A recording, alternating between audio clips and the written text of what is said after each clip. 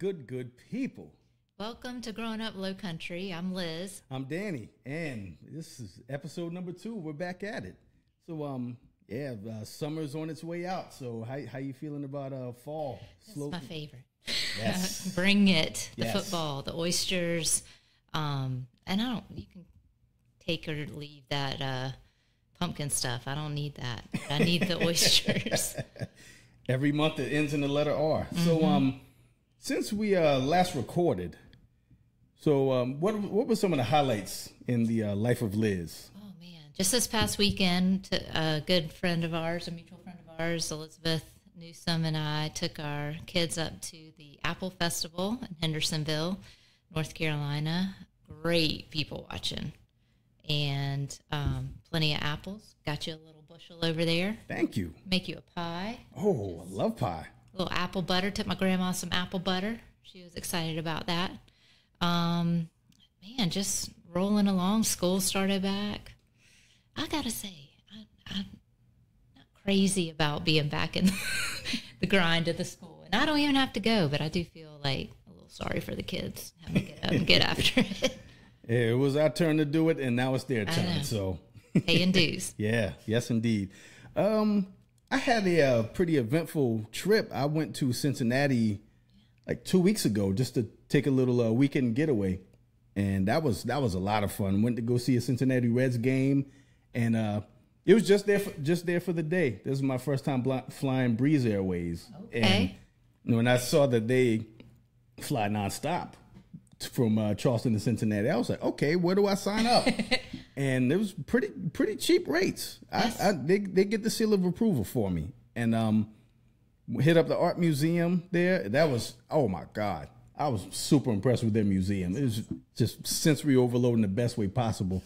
And then I stopped at a place called Findlay Market, which apparently was ranked one of the top 10 markets in the entire world, and I completely understand why. Again, just like the Cincinnati Art Museum, that also was sensory overload. It's just like everything locally like local produce, local meats, local seafood.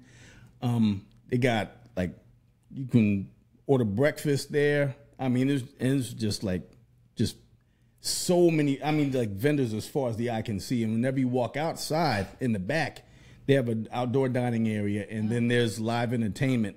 And then on the side of that market, there's other vendors selling like arts and crafts and clothes and stuff. It was really cool. I actually bought a couple of art pieces from this guy.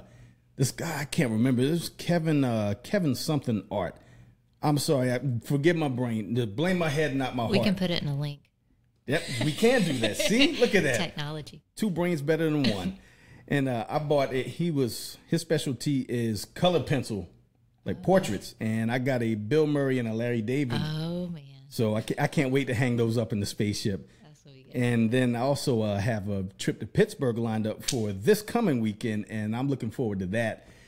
Especially getting to link up with our old high school buddy Victoria Bennett. Yeah. We're going to meet up, and we're actually going to do a picture exchange because she found one of the pictures that I took on my Instagram that she wanted to print, and she was like, "This is the one I want," and then you tell me which print of mine that you want. And I was like, "Oh my God," because she's talented. She's super talented. Her eye is just ridiculous. Yeah. Like it was so many things on her page that I wanted to get a print of for the longest, and it just always slipped my mind. But then I'm like, I'm going to actually have the opportunity to have her artwork hanging in my house. I'm like, yes. And when you have a relation, like that's really special. It's great when it's beautiful art, but then when you also know the person, that just makes it that much better. It really does. Really does. And it was something else I was going to bring up, but it's slipping my mind right now. But, new podcast alert. Oh. This is a Growing Up Lowcountry exclusive. If you paid attention to my post on IG and on Facebook earlier today, I always had in the back of my mind, since I spend the majority of my Saturdays going to TJ Maxx and buying and sniffing candles, I'm like, why not turn the passion into a podcast? So Growing Up Lowcountry exclusive, there's a new podcast coming your way. called. I don't even remember the name of it. I'm doing real bad right now. Can we get candles? Oh, it's called A Wicked Good Time. Oh, and will that be releasing before Halloween? Yes. Oh, there you go.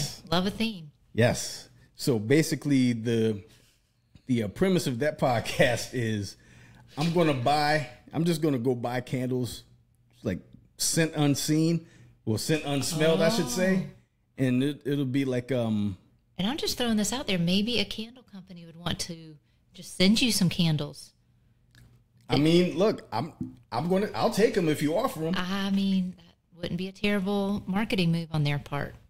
I completely agree. But, I mean, and I'm just interjecting. This is all news to me, but are you just going to be blatantly honest? If it stinks, you're going to say it stinks? Yes. Okay. Yes.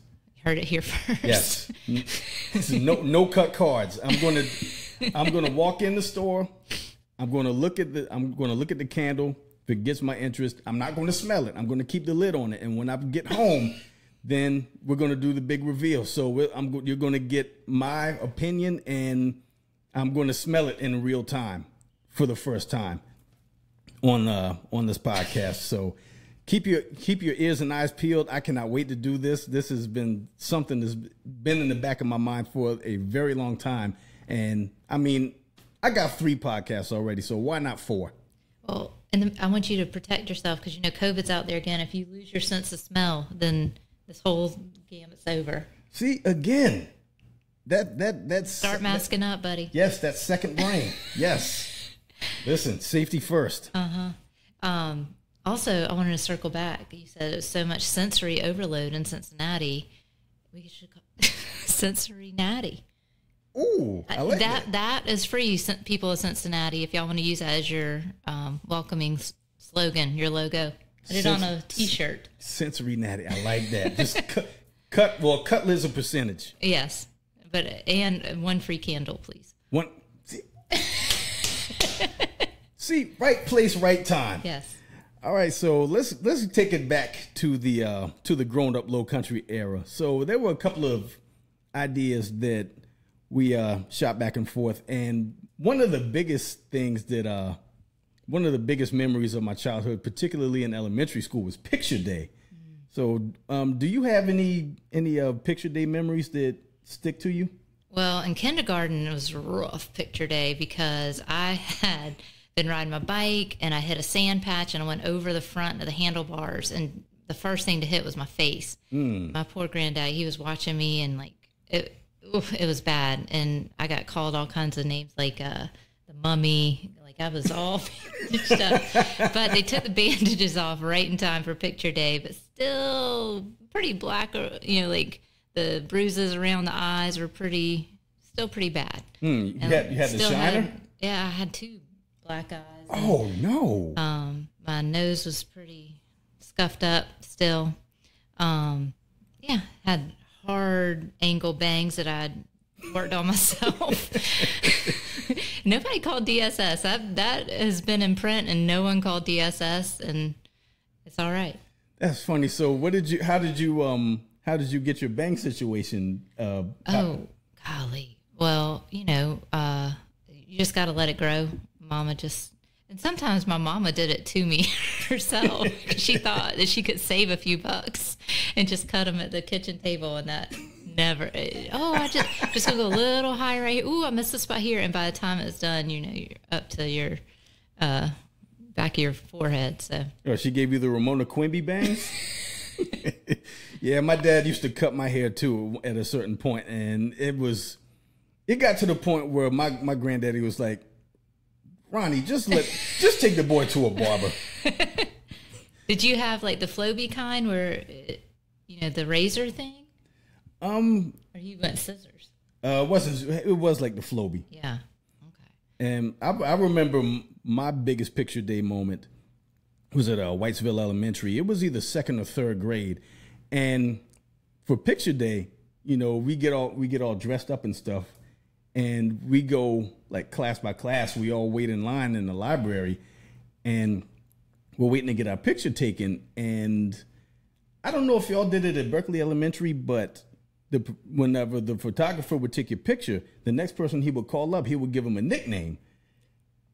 Well, that's how they did that. I remember that's how they did it at Whitesville Elementary. And Jaquette Middleton was in front of me in the line, and he calls her forward. He's like, all right, Scarlett, your turn. I'm like, oh, she gets a cool nickname. I wonder what nickname is he going to give me? So he instructs her how to hold her pose, snaps the picture. She gets up and she walks out. I'm next. All right, Fatback, come on up. Oh, I was like, now listen, I'm 7 years old. I have no clue what Fatback is, but I knew, even though I didn't know what it was, I knew I did not like being addressed as Fatback. No, why? No. Was this Tumbleston? Tumbleston, we got some bones to pick. Who was doing this? Olin Mills? No, it was Life Touch. Oh, they ran themselves out of business being ridiculous with stuff like that. Life Touch, please. Yep, Life Touch. And I'm sorry that happened. Yeah, and I mean, it took everything in me to not just sock out the photographer. And I didn't smile. The only reason why I halfway smiled in the picture is because the person that was next in line was my best buddy, Randy Cooper. And he said something to make me kind of break out of my moment of anger there. So you got a halfway smirk from the picture day result. I remember they would go down the line and hand out combs to certain people. Like, I always got a comb. I was like, I get it. I didn't brush my hair.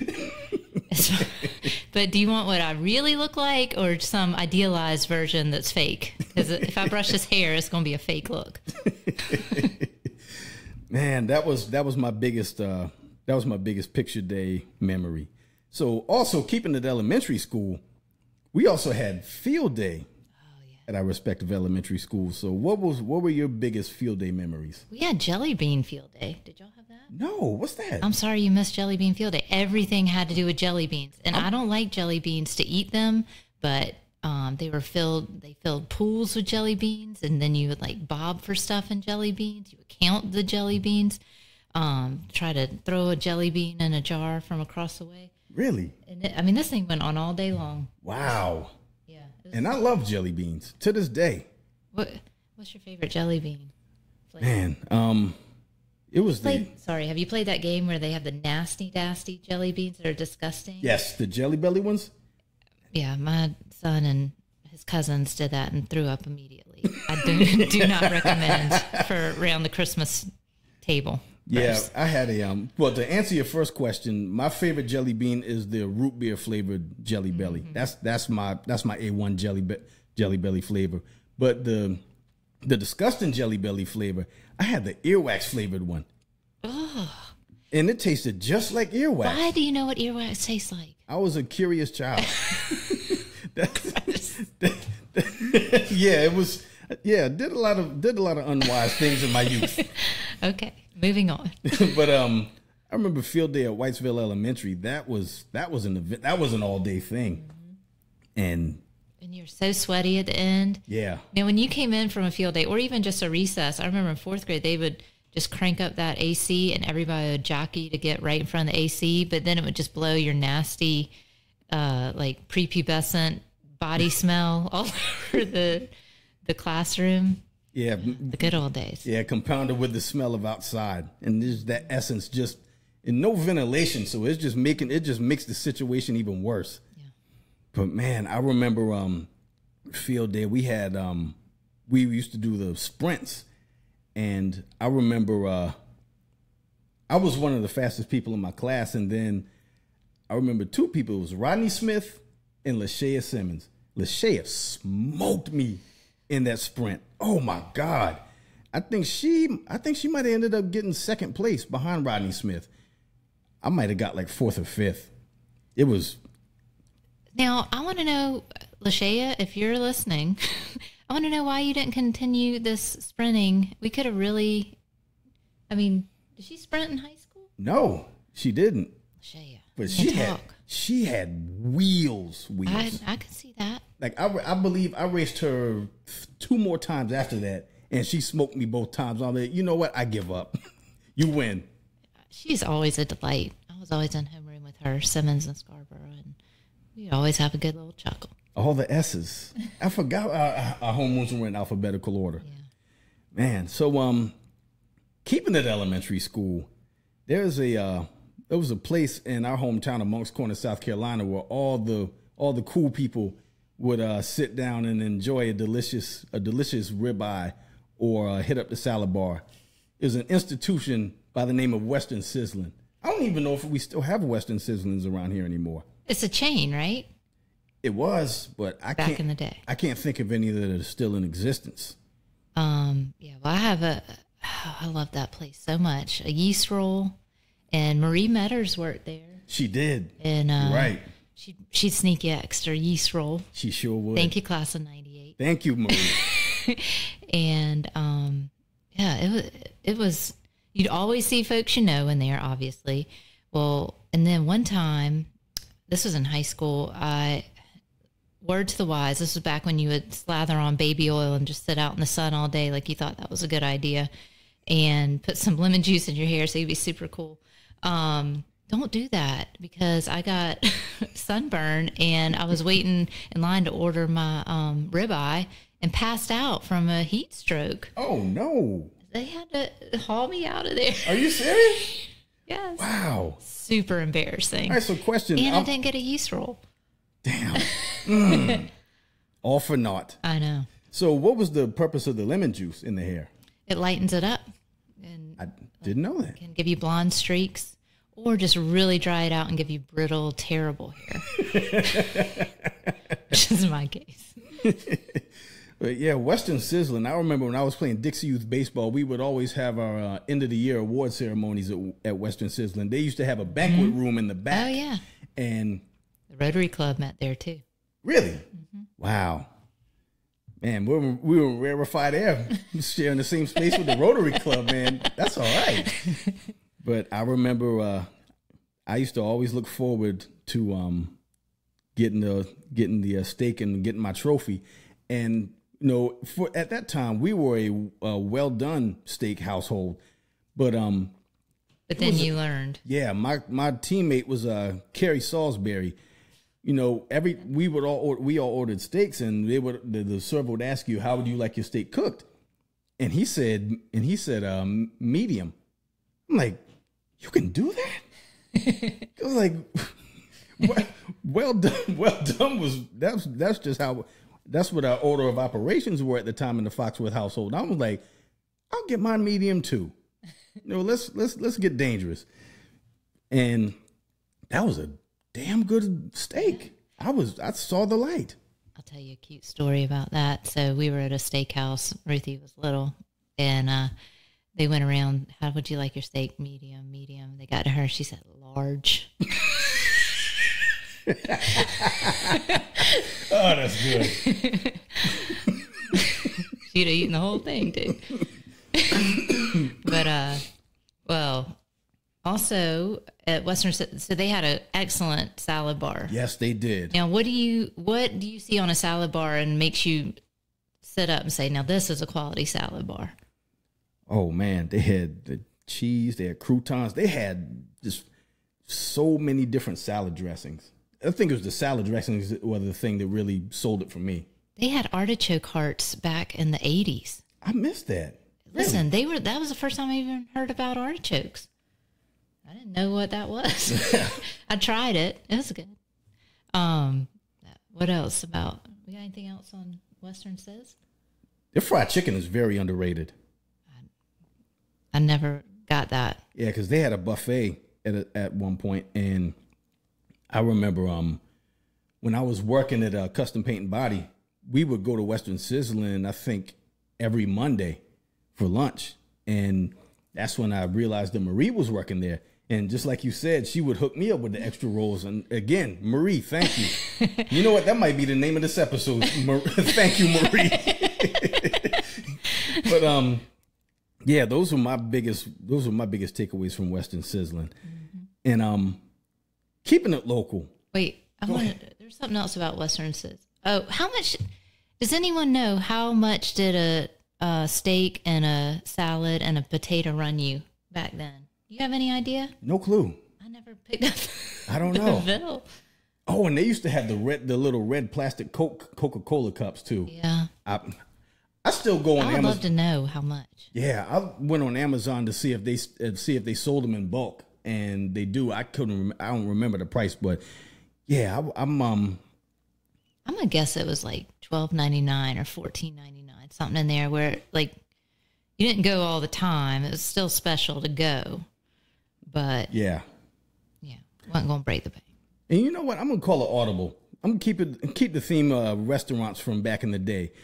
I'll tell you another restaurant that we used to frequent on Saturdays. If we didn't, our main thing was the Church's Chicken on Rivers Avenue. If we were out and about on a Saturday, like after leaving Northwoods Mall, but if it wasn't that, it was another spot on Rivers Avenue by the name of Carey Hilliards. Mm-hmm.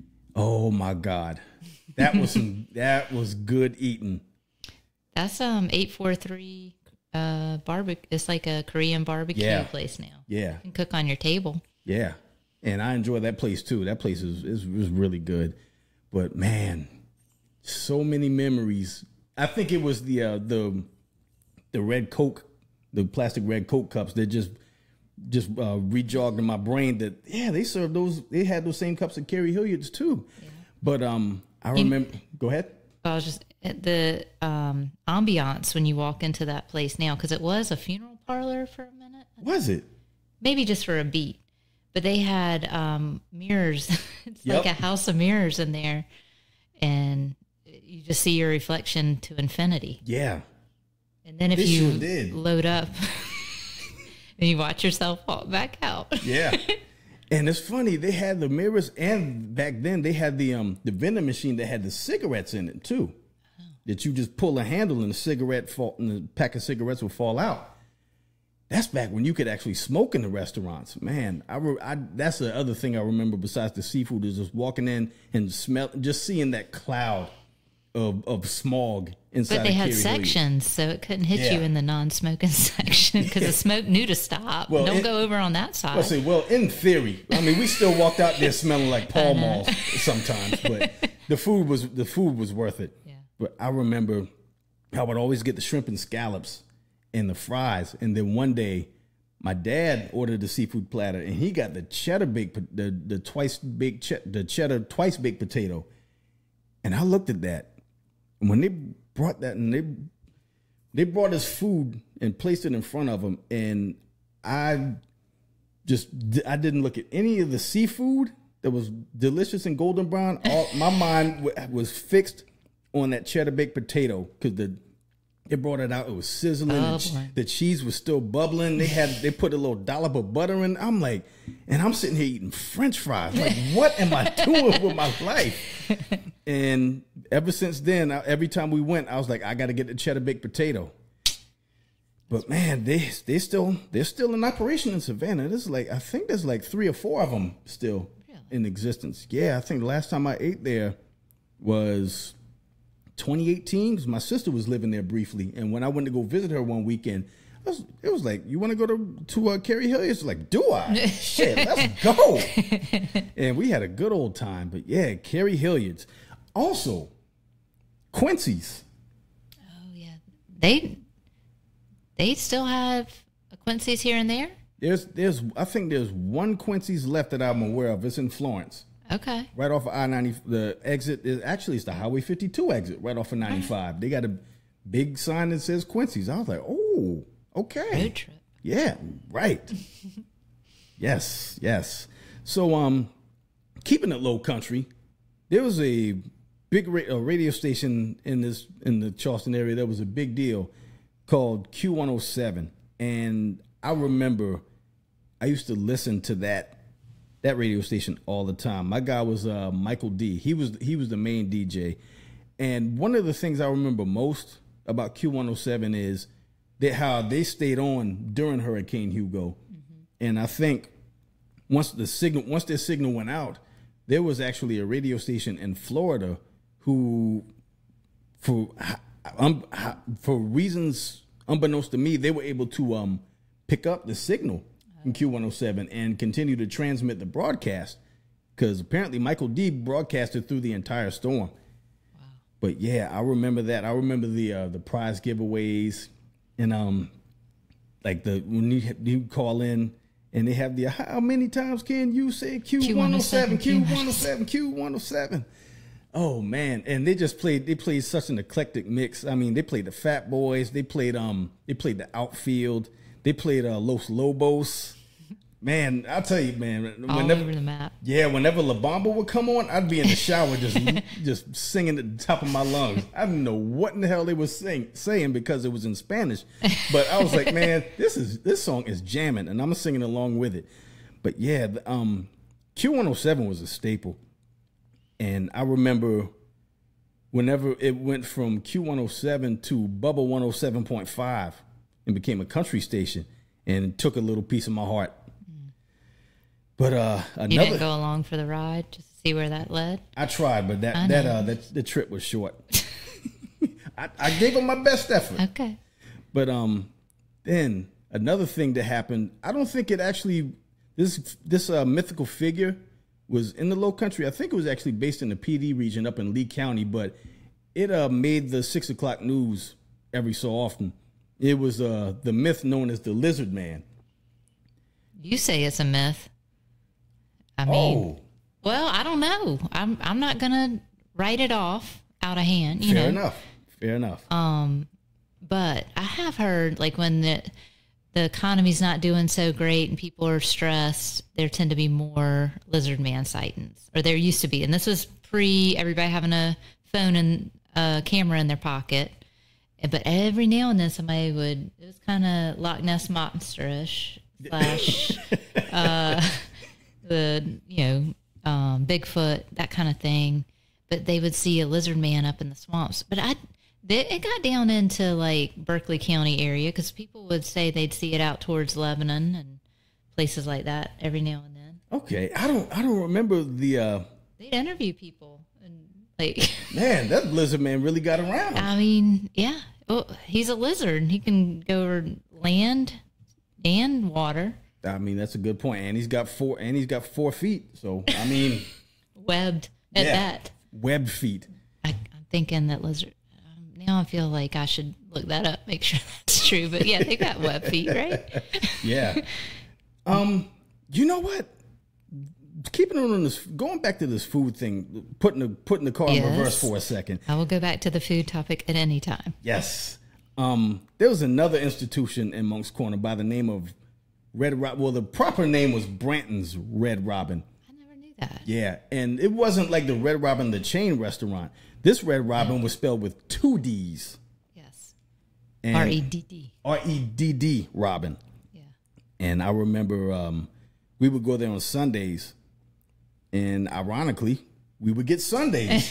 And they had a cherry sundae that, oh my gosh. It was basically just ice cream, and it was basically half ice cream and half cherries in a cup. They never held back on the portions. They didn't. Really good onion rings. Yeah. The first time I ever took my husband to Moncks Corner, we went to Red Robin. Really? And that was just kind of, I was going to ease him in. He wasn't ready for like the Berkeley or, like where everybody's going to be. So I was like, let's just ease him in. I'm not doing the dock restaurant. Mm-hmm. Like, this was 20 years ago. So we go to Red Robin and we're sitting there just minding our own business at a booth. And there's one other family in there that I didn't know, but clearly they could somehow tell that KC was not from around there. Yeah. So they sent their little 7-year-old to come up and say, "Excuse me, sir, what size shoe do you wear?" Told him. So he goes back and reports this to his people. And then he comes back. He says, "Excuse me, sir, how tall are you?" He tells him, he goes back, reports back. I was like, just have an adult come and just say, "Who are you? Where are you from?" Yeah. Like, clearly you want to know. So let's just cut through all this. And, but they were sweet. It's just, people were cognizant of whether or not you were from there. Yeah. That's and if true. you weren't, they needed some answers. That's true. What were you doing here? How long will you be here? When are you leaving? What's going on? Yeah. But the food, man, great burgers, great cheeseburgers. Did you have that crispy bacon, extra crispy if you asked? Oh my God, yes, yes. Any eating establishment that has the menu that has the little plastic letters that you just attach to the board, you're in for a good time. Especially when the board gets discolored because it's been that way for so long. And if you move it, you can tell. They never move it because why change perfection? Why change perfection? And I remember when I was working at the summer feeding program, we would get our check on Fridays. And as soon as I got my check, and it was lunch, I would get my check at lunchtime, and I made a beeline to Red Robin. And I would always get the chicken tenders with extra honey mustard and fries. They had the drive-through too, right? Yep, they sure did. I like to go in and eat. Yeah, me too. I like to sit down, take it in, and then not be in a rush. Yep, pick out on chicken tenders, and then go play Pac-Man and Galaga. Have we explained to people yet who our target audience is for all this? If you're not getting all these references, I hope we're explaining them well.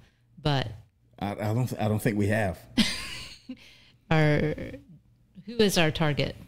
Basically, people that grew up in the Lowcountry, and from like. And you were born in like 1977 to 1982, and you're our people. Yeah, this is intentionally a very niche, listening audience. But you know what? If you're not from the Lowcountry and you're not of that demographic, we welcome you too. Yes, come on in. One fan a day. And I hope maybe we will expand your horizons, and you will come to love things like Red Robin stories as much as we do. Yes, because that was a very special time and a very special place, and the food was very special too. Now we're going to get into R.I.P. Red Robin. I don't even remember what's in that Red Robin now. I think it was a gift shop for a while, then a pharmacy, I believe. It was a pharmacy. You're right. Mm-hmm.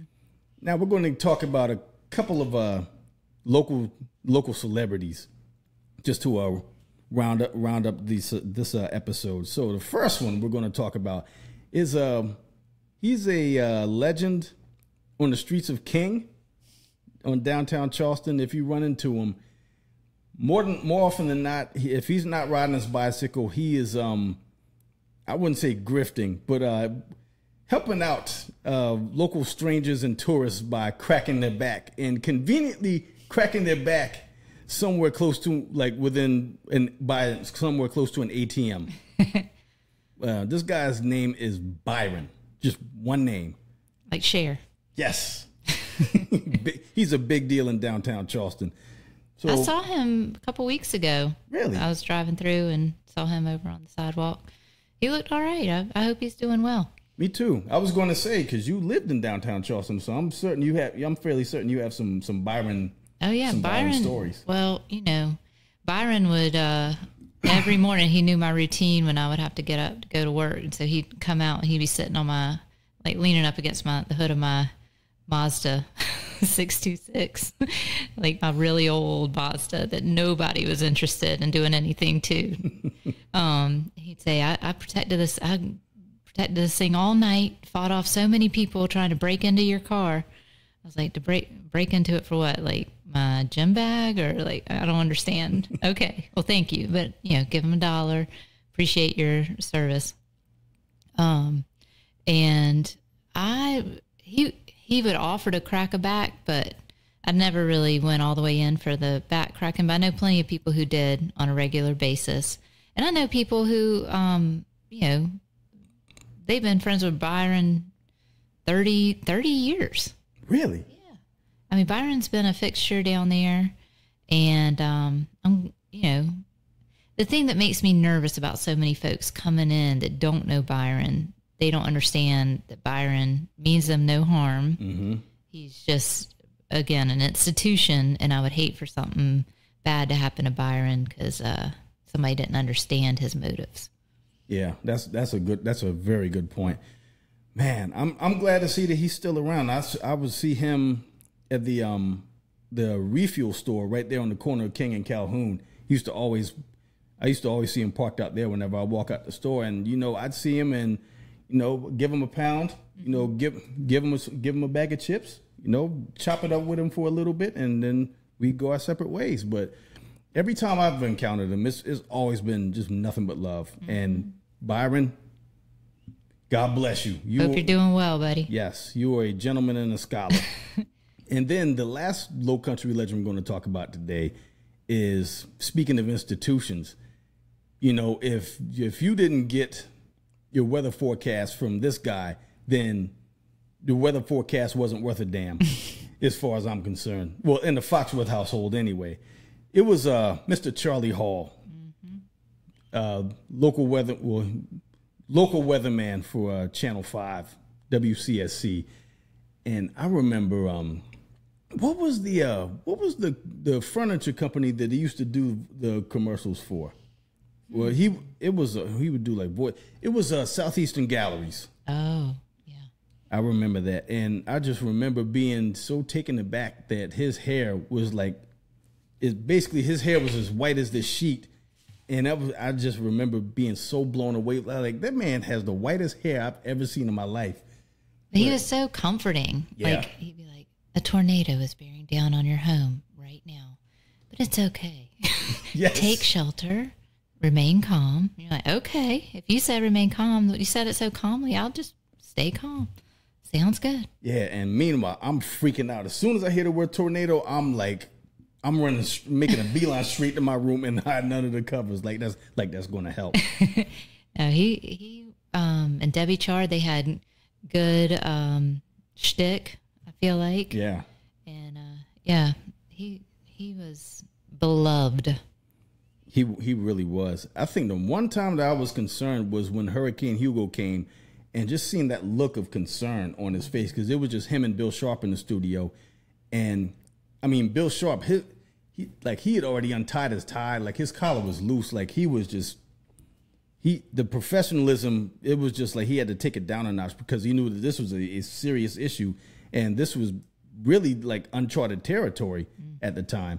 And I just remember Charlie Hall having a very somber tone. He was like, I really don't know. The storm increased to a Category 4 hurricane. I really don't know what the outcome is going to be. He was like, me and my wife Stacy, and she's got the dogs, and they evacuated. He was like, but I mean, we'll see what happens. Mm-hmm. And luckily, everything turned out great. But for most folks, yeah, he's like, good night and good luck, and then everything went black. Yeah, that's true. You know what? Let's talk about Debbie Chard while you mentioned her. So, what are your biggest memories of one Debbie Chard? I think she's just delightful. I mean, and she continues to just be a positive person, ray of sunshine, and I think people love to see her coming. And when I went to church with my husband, he was and continues to be, I guess, Catholic. And she would be in there sometimes, and it would be so cool. She'd have on her, business up top and then like shorts. I don't mean to give away all your secrets, Debbie, but you weren't always dressed at the news table. You could wear whatever you wanted below the waist.